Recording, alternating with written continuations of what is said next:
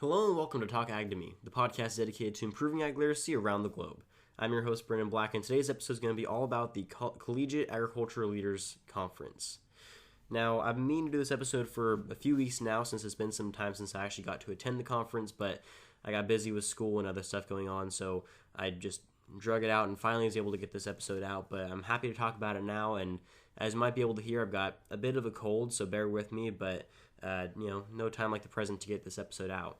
So just to start things off, the Collegiate Agriculture Leaders Conference, or the CAL Conference, took place in Fresno at Fresno State, and if any of you are longtime listeners, and you know that's where I plan on transferring after I get done with COS, so that was a cool experience. And it was a weekend-long, just awesome leadership experience, similar to the Ag Ambassadors Conference that I did an episode on last February. And in this conference, just like any other leadership conference I've been to or ones like it, it went over just general skills for leadership and how to strengthen your network and how to strengthen your ability to communicate with the public and strengthen your internal confidence in who you are and what you have to say, all with an agricultural background, which I really appreciated because as much as I love FFA and the other leadership programs, I noticed that from time to time they tend to get away from their agricultural roots, which I understand it's okay to venture from the path every now and then, but it's important that we remember where we came from. And that's what I appreciated about the CAL conference. Almost everything that we talked about, while yes, it was centered around leadership, it did focus on agriculture. And that was really important. There were some great speeches given, some great workshops talked about, and all of them had an ag basis. So without further ado, we're just going to jump into it and start talking about step-by-step what we went through and just talk a little bit about, the experience overall, how I interacted with the workshop leaders and the other students that were there and what I thought of all of it. So beginning with the first day, October 25th, we got over to Fresno. We immediately went on industry tours after our lunch. And so there were a bunch of industry tours available, and COS got to go on one of two, either to the McKinsey Preserve Tour or the Carhill and Fresno State Meats Lab Tour. And my group chose to go to the Carhill and Fresno State Meats Lab Tour, which was awesome. We got to actually tour a Carhill plant that specifically catered towards McDonald's. So we got to see the process of McDonald's burgers being made behind the scenes. And you hear a lot in the media and people who aren't quite as aware of how the background process is of producing that type of product say that McDonald's uses fake meat, that none of the meat that they use is real, that it's all just packed full of fake stuff, or it's pink slime, or whatever the case may be. I can vouch for McDonald's in at least my own personal experience. Whether or not you trust, that's on you, but they do use real meat, and the entire process of producing their meat's 100% safe. Their facility is very clean, it's very efficient, very productive, and it was a really cool experience to get to see that, considering I've seen the slaughter side of things, but I haven't gotten to see the entire process all the way down to the patty that gets put in the box that gets shipped out to the plant. The tour leaders gave us a good amount of information, although it was a little hard to hear in that plant because it's so loud with all the machines running. But it was a really great tour. It was really interesting to see just that side of agriculture that, like I said, there's a lot of misconceptions about. So it was great to see from a first-hand perspective. So it's more than just us preaching about what we read on the internet and what we've researched and what we've heard about. Now we can pull actual physical experiences that we've had with that industry, and we can use that to advocate to people about how agriculture is really being run. So that was awesome. After the Carhill tour, we got to go back to Fresno State and tour their meat lab, which is phenomenal. They have this entire state-of-the-art meat lab, which is super cool. And if any of you are animal science majors or planning on being animal science majors or meat science majors, when you go to Fresno State, I'd highly recommend checking out their meat lab. It's awesome. They actually make their own salami, I want to say. Correct me if I'm wrong, anyone from Fresno State listening, but they produce their own meat, which is so cool. And they have their own facilities for all the processes that go through the actual harvesting of the meat from the carcass and all of the different processes of the breakdown of the carcass through each step they would go through in a full-scale processing plant, which is really cool. They have a room at the end where you can evaluate the carcasses for classes, and you place them in order, just like you do for any kind of judging reasons or that sort of thing. So that was really cool. And they have students running basically the entire thing. Students run the facility facilities, they run the kitchen, they run everything in there. And it's so amazing to see the students being so involved and it's staying so high quality with students running it. It just really goes to show how much those students care about what they do in the facilities they're working in. And so I was very impressed by that, and I know a lot of the students that were in my group were impressed by that as well. So after the tours, we got to the hotel and checked in and settled and everything, and we went back for dinner that night, and we had our welcome by Dr. Randy Perry, who's the Fresno State Animal Science and Ag Education Department Chair. And he gave some wise words about agriculture and talked about how things have changed. And that was a really interesting speech to listen to, especially because I've heard so much about Dr. Perry and I've never actually gotten to meet him before. So it was interesting to get to hear his perspective on how ag is being run today and how media is kind of playing a role in that aspect of the industry. So that was interesting. And then to wrap up the night, we had Andrew Skidmore give a keynote speech. And for those of you who don't know who Andrew Skidmore is, he was the California State FFA president, and he was a national extemp champion. So for those of you who know that I did extemporaneous public speaking, he did that. And he's just all around great guy, and him and I have worked together a couple times on speeches and stuff, and he cares about what he talks about, which I really appreciate. And he's actually not an ag major, so he's not quite as involved in the ag industry as he once was, which makes him sad. I was talking to him about it, and he says that he misses the ag department, but he still tries to keep as much involvement as he can in that industry. So it's great to see that as well. So he came out and gave this speech about agriculture's marginalization in America, and that was a really great speech to hear. He had some really great points about how agriculture is largely misrepresented in media, about how a lot of people in agriculture have a hard time getting their voices heard on media, and how we don't have enough support in social media and in the public, and how people have such massive misconceptions about agriculture. And it was a really interesting speech, and I really resonated with me particularly because, like I do with this podcast, my goal is to educate as many people as I possibly can about agriculture. But I resonated with a lot of us there because we were there for ag leadership. We're there to learn how to be greater leaders in the ag industry, and that's a massive part of being a leader in the ag industry, is making sure there is an ag industry for the future. And we can't do that if people don't support it. So that was a really great speech that he gave, and I was really appreciative of his words in that. And he actually had a workshop the next day that went a little bit further into depth about that concept that he was talking about with social media. So I'll get to that in just a second. So that wrapped up the first day. It was an awesome day where we had really great seeing all the tours and seeing the speakers and just feeling the warm welcome that Fresno State put on. And it just felt like such a nice environment to be in. The atmosphere is very nice, and a lot of the students agreed with me when I asked them about that, and it just seemed like a very welcoming area to be in.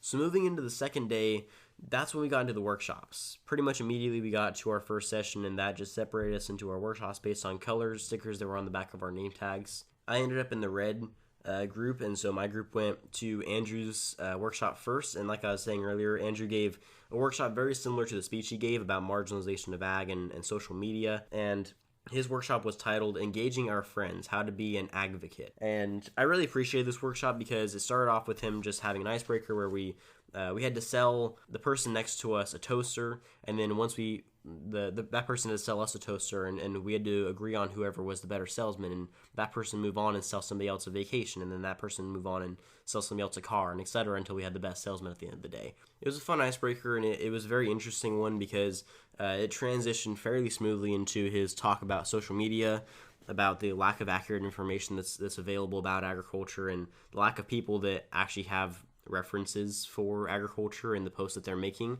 A lot of them are very factless, I should say, and really that goes for all sides involved. There are even people who say they're in support of agriculture and still give false statements. So it's very important that you cite your sources correctly, that you know what you're talking about before you say it, that you have actual evidence and proof and articles and facts and figures before you say anything that you believe to be true about agriculture, because even though your intentions may be good, you never know when you could be spreading false information.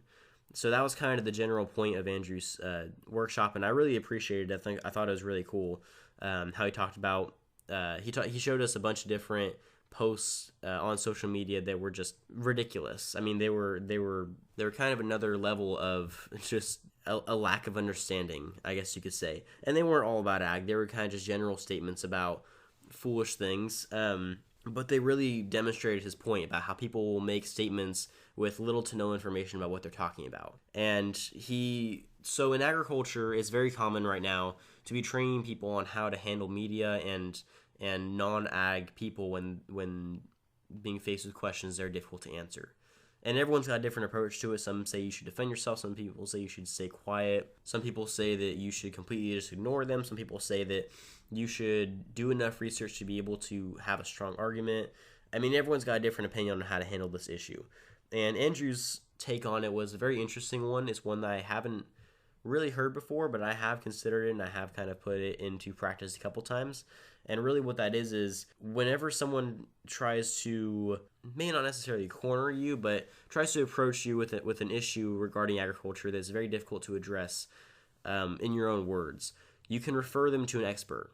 With this point, he broke us up into thirds. The room was split into thirds, and each group in the room was assigned a social media platform: Facebook, Twitter, and Instagram.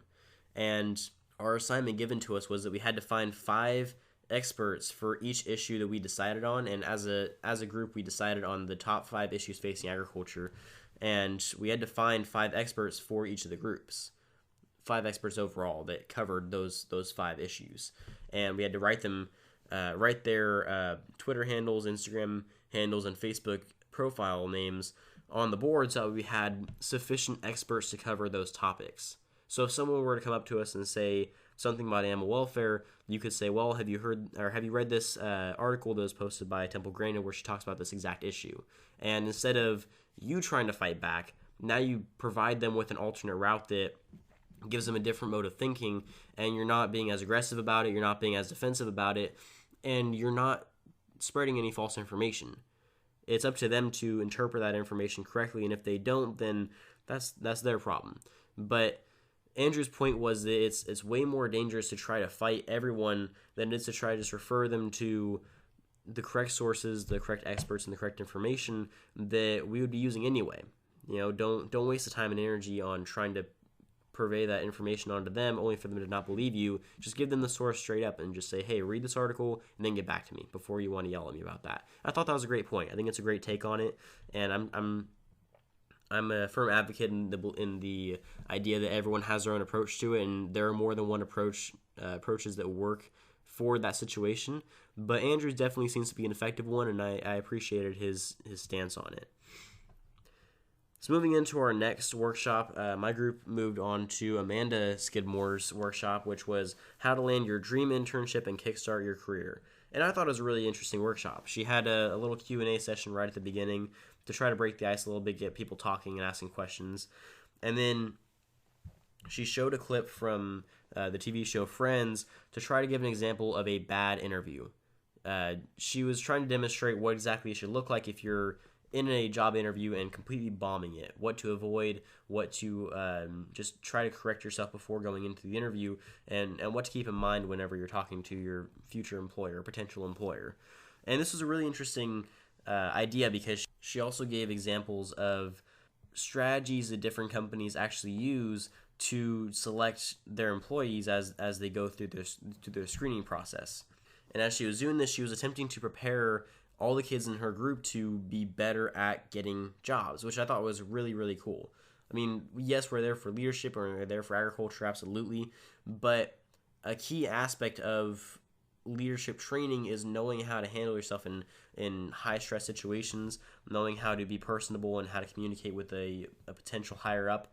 And job interviews are not something that many people get practice in every day. So, I mean, any chance you get, you should take advice on how to handle a job interview or how to do an internship. And that was another aspect of Amanda's workshop that I really appreciated. She had internships that were posted all around the room, and we got to go find an internship that we had any kind of interest in, and we'd write down keywords that might be important to include in our resumes or our cover letters, and we had to talk about potential questions that they might ask during the interview. And she actually had a system of answering questions during interviews, which I thought was really cool.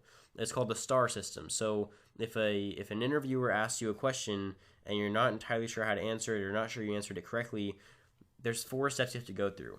You have to assess the situation. you have to explain the task, you have to explain your action during the task, and you have to explain the results of that action. So that's the STAR. So situation, task, action, result, STAR.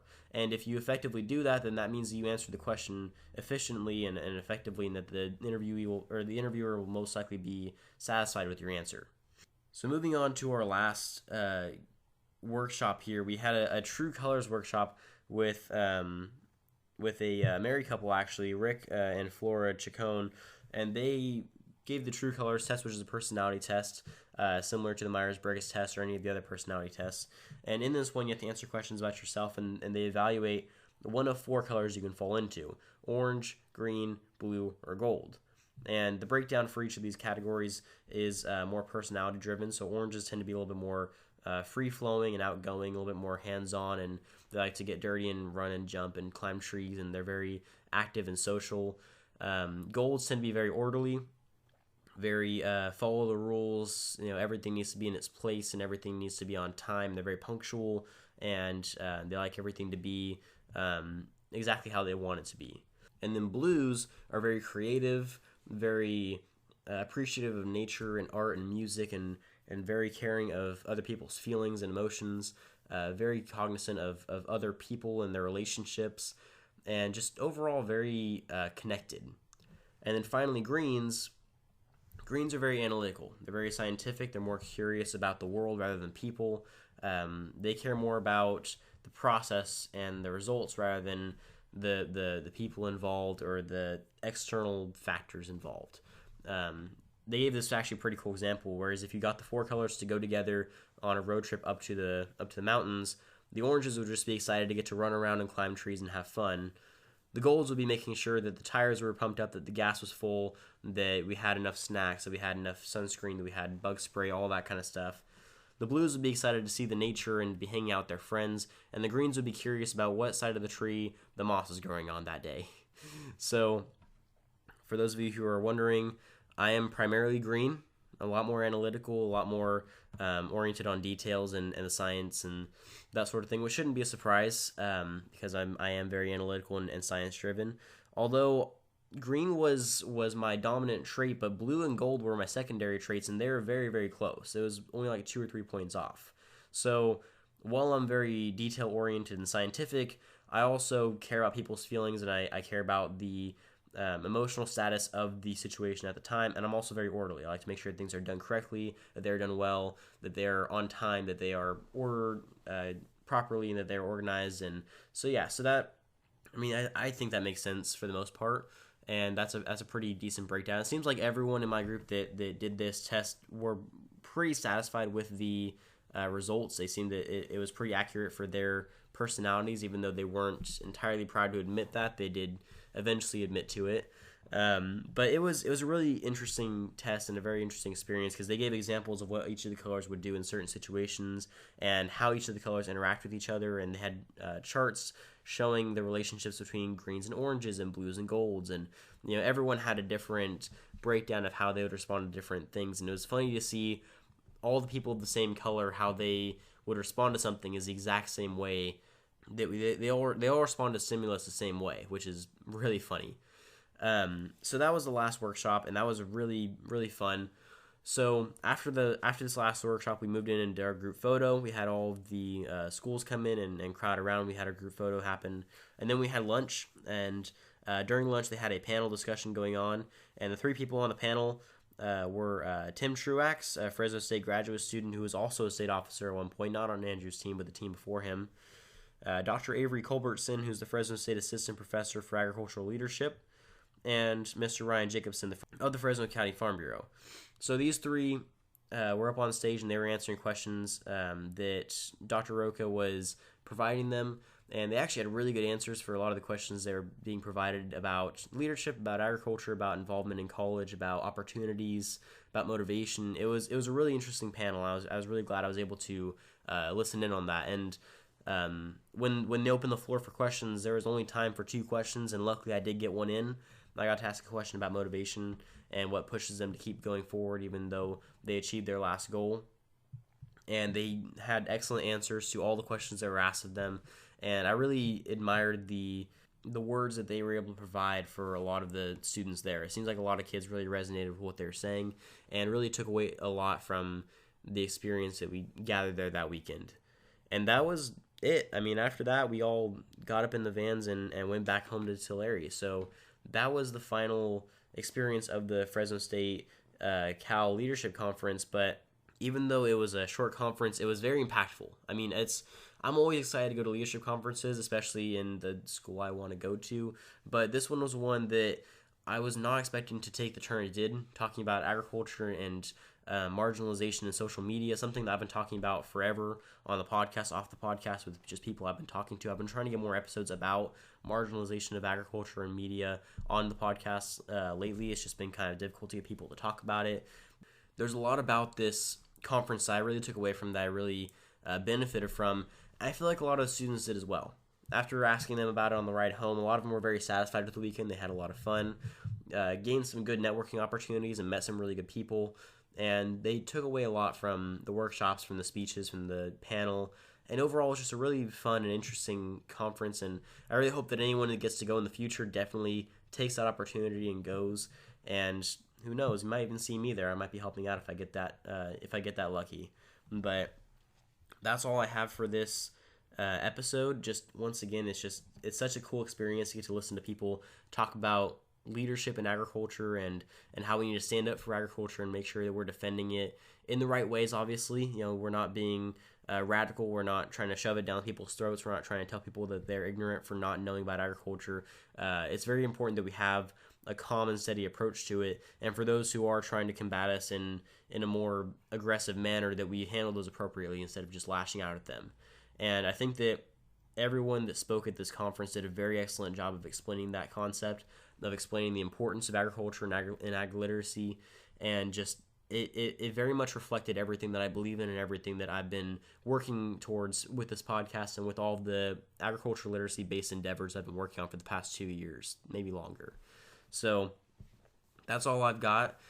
For anyone from Fresno State listening to this, thank you so much for hosting us, and thank you for putting on this awesome leadership conference. I really hope I get the opportunity to help out with it when I'm at Fresno. And yeah, that's it for this episode. So thank all of you so much for tuning in. And if you have any, if you went to the Cal Leadership Conference and you have any experiences you'd like to share, reach out to me. I'd be more than happy to talk to you about them. Besides that, I plan on having an episode about the National FFA convention that I went to a couple weekends ago as well, where I got my American Farmer degree. But that's going to be coming down hopefully next week. Like I said, things have been crazy with school and work and life, so bear with me, and I'm doing my best to keep this thing afloat with everything going on. Hopefully during the holidays I'm able to catch up quite a bit on what I've been slacking on, and like I said, I'm sick right now, so it's hard to find time where my voice doesn't want to go out every 5 seconds. But yeah, so I appreciate all of your guys' support and everything you do for this podcast and all the positive feedback I've been getting lately, and it's just been so great, and I just couldn't thank you guys enough. So thank all of you so much for tuning in. Hope to hear you guys next week, and don't forget, if you ate today, thank a farmer.